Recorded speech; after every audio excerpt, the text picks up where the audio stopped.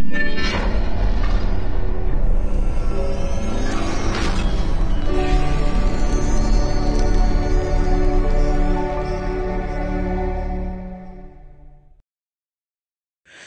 میاں بیوی تھے، دونوں جنگل میں رہتے تھے اور وہیں کھیتی باڑی کرتے تھے۔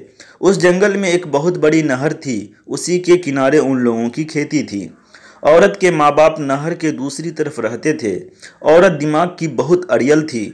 خاوند جو کچھ کہتا اس کے الٹا کرنے میں اپنی کامیابی سمجھتی تھی۔ اگر وہ کہتا چاول پکانا ہے تو وہ روٹی پکاتی، وہ کہتا روٹی پکانا ہے تو چاول پکاتی تھی۔ اسی طرح ہر کام الٹا کرتی تھی اور روزانہ نہر پار کر کے اپنے ماں باپ سے ملنے جانا فرض عین سمجھتی تھی۔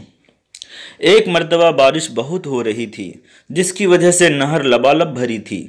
اس کے خاوند نے سوچا کہ اگر آج میری بیوی اپنے ماں باپ کے پاس گئی تو یقیناً بہہ جائے گی۔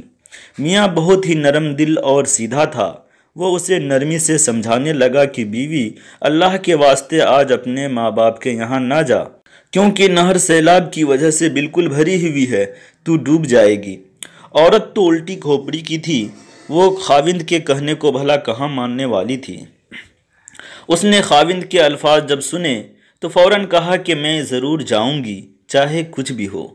خاوند سوچ میں پڑ گیا کہ اس سے اچھا میں نے منع ہی نہ کیا ہوتا تو ہو سکتا تھا کہ نہ جاتی۔ میں نے ناحق منع کیا ہے، اب کیا کروں؟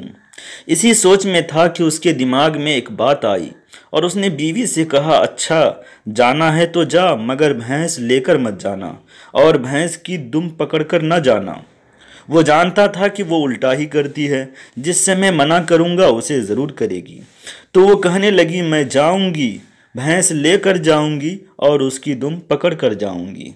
خاوند نے یہ سوچ کر کہا تھا کہ جب بھینس لے جانے سے منع کروں گا تو ضرور لے جائے گی، اور خاوند نے جب اس کے یہ الفاظ سنے کہ بھینس لے کر جاؤں گی تو اس کو تسکین ہوئی کہ بھینس ڈوبے گی نہیں، اور یہ اس کی دم پکڑ کر جائے گی تو یہ بھی نہیں ڈوبے گی۔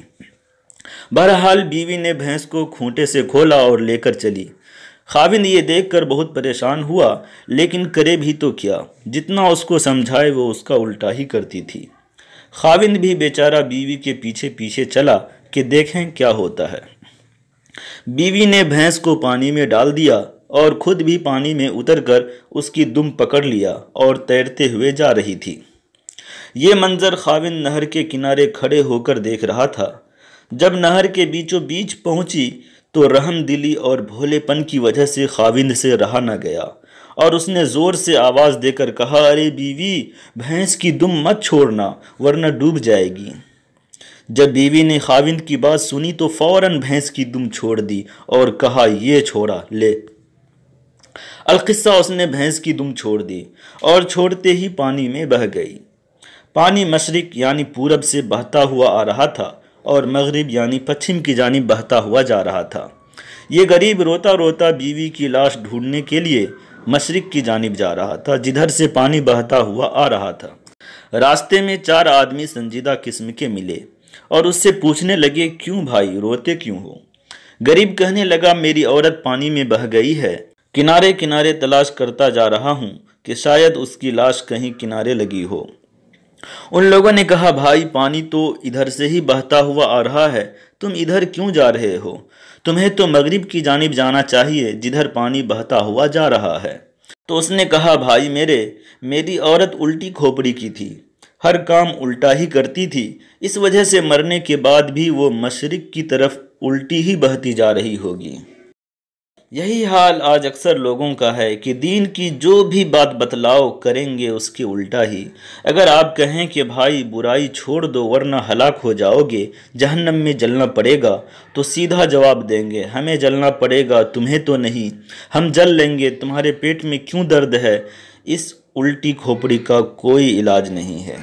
تو دوستو، آخر میں آپ سے گزارش کرنا چاہتا ہوں کہ آپ ہمارے چینل کو سبسکرائب کر دیں، ویڈیو کو لائک کر دیں اور ہمارے اس ویڈیو کو اپنے دوسرے ساتھیوں تک بھی پہنچائیں۔ فقط والسلام، خدا حافظ۔